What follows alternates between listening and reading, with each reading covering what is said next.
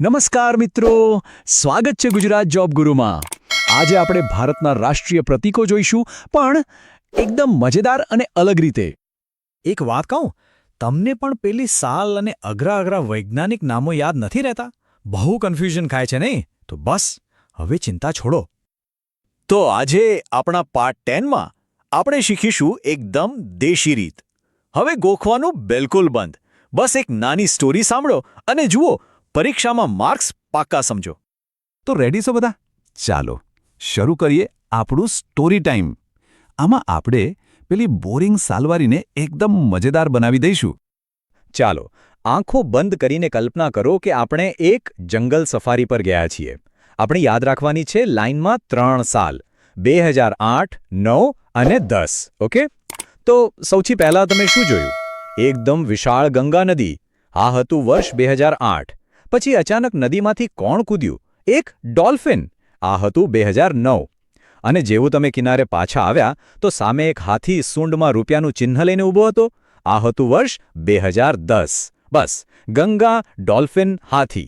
8, 9, 10. થઈ ગઈ ને સિક્વન્સ યાદ?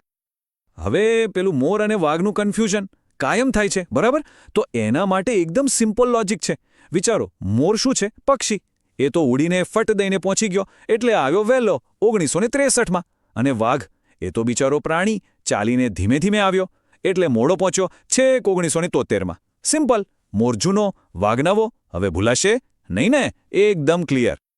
ચાલો હવે આવીએ 1950ના વર્ષ પર. વિચારો કે 26 જાન્યુઆરીએ આપણા દેશનો સૌથી મોટો પ્રોગ્રામ છે. હવે કોઈ પણ મોટા પ્રોગ્રામ પહેલાં શું કરવું પડે? રિહર્સલ, બરાબર? તો ફાઇનલ શોના 2 દિવસ પહેલાં, એટલે કે 24 જાન્યુઆરીએ આપણે રિહર્સલ કર્યું. અને રિહર્સલમાં શું નક્કી કર્યું? ગીતો, એટલે કે આપણું રાષ્ટ્રગાન અને રાષ્ટ્રગીત બંને 24 તારીખે અપનાવી લીધા. અને પછી 26 તારીખે ફાઇનલ શોના દિવસે આપણું રાષ્ટ્રીય ચિહ્ન અને બંધારણ અમલમાં આવ્યું. સિમ્પલ. રિહર્સલમાં ગીતો, ફાઇનલમાં ચિહ્ન. ચાલો, મસ્ત. સાલવારી તો હવે એકદમ પાક્કી.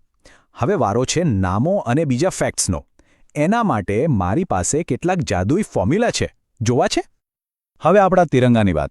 ફટાફટ 3 વાત યાદ રાખવાની છે. પહેલું, ડિઝાઇનર કોણ? P for Pingali Venkayya. બસ આટલું જ. બીજું, એનો રેશિયો હંમેશા 3:2, લંબાઈ અને પહોળાઈ. અને ત્રીજું, એને અપનાવ્યો ક્યારે? 22 જુલાઈ 1947. બસ આ 3 પોઈન્ટ મગજમાં ફિટ કરી દો. અને હવે અશોક સ્તંભ પરના પ્રાણીઓ. એને યાદ રાખવા માટે એક જાદુઈ મંત્ર છે. એ છે હાઘો સાસી. હા વળી શું છે? ચાલો આ કોડ તોડીએ. હા એટલે હાથી, ઘો એટલે ઘોડો, સા એટલે સાંઢ અને સી એટલે સિંહ. હા ઘો સાસી. થઈ ગયો ને યાદ? અને એક બોનસ ફેક્ટ, સિંહ ટોટલ 4 છે, પણ દેખાય છે ખાલી 3. બસ. ચાલો હવે પેલો અંગ્રેજી નામોનો ડર ભગાડીએ. આપણે તો બસ દેશી જુગાડ લગાવવાનો છે, એટલે કે રાઇમ્સ બનાવવાની છે. પહેલું, મોરને જોઈને શું વગાડવાનું મન થાય? પાવો. બસ, તો એનું નામ છે પાવો. બીજું, કેરી ખાવી હોય તો એને માગવી પડે, બરાબર? તો એનું નામ છે મેન્જીફેરા. એવી જ રીતે આગળ, કમળ નીલું નથી, એટલે કે નીલ નથી, તો એનું નામ શું? નલંબો. અને વડના મોટા ઝાડ ક્યાં જોવા મળે? બંગાળમાં. તો એનું નામ થયું બેંગાલેન્સિસ. જુઓ કેટલું સહેલું છે. ઓકે, હવે બહુ જ ધ્યાનથી સાંભળજો. હવે આપણે એ ભૂલોની વાત કરીશું જે મોટા ભાગના લોકો પરીક્ષામાં કરે છે અને પોતાના માર્ક્સ ગુમાવે છે. પણ આપણે નહીં કરીએ. સૌથી મોટો કન્ફ્યુઝન પોઈન્ટ રાષ્ટ્રગાન અને રાષ્ટ્રગીત.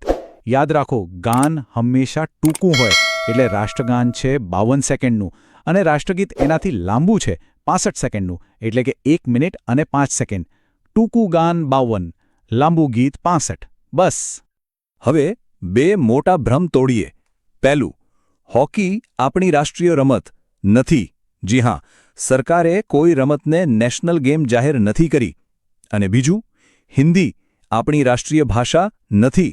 એ ફક્ત એક ઓફિશિયલ ભાષા, એટલે કે રાજભાષા છે. આ 2 વાત ગાંઠ બાંધી લેજો. આપણા રાષ્ટ્રીય કેલેન્ડર વિશે. એ છે શક સંવત. હવે એની સાલ યાદ રાખવાની ટ્રીક સાંભળો. દેશ ક્યારે આઝાદ થયો? 1947માં. બસ એના બરાબર 10 વર્ષ પછી, એટલે કે 1957માં આપણે આપણું કેલેન્ડર અપનાવ્યું. ડેટ હતી 22 માર્ચ. આઝાદી પ્લસ 10 વર્ષ = આપણું કેલેન્ડર.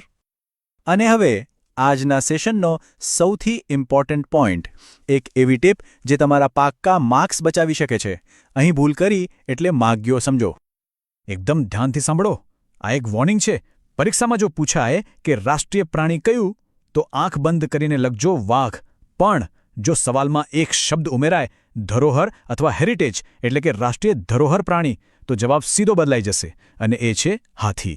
આ એક શબ્દોનો જ ખેલ છે. નેશનલ એનિમલ વાઘ અને નેશનલ હેરિટેજ એનિમલ હાથી. આમાં ભૂલ ના કરતા.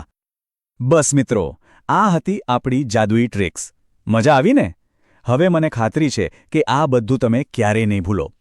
જો આ આખા સેશનની PDF જોઈતી હોય તો ફટાફટ આપણી ટેલિગ્રામ ચેનલ જોઈન કરી લો. અને હા, જો તમને આ ટ્રિક્સ ગમી હોય તો એક લાઇક તો બને જ છે.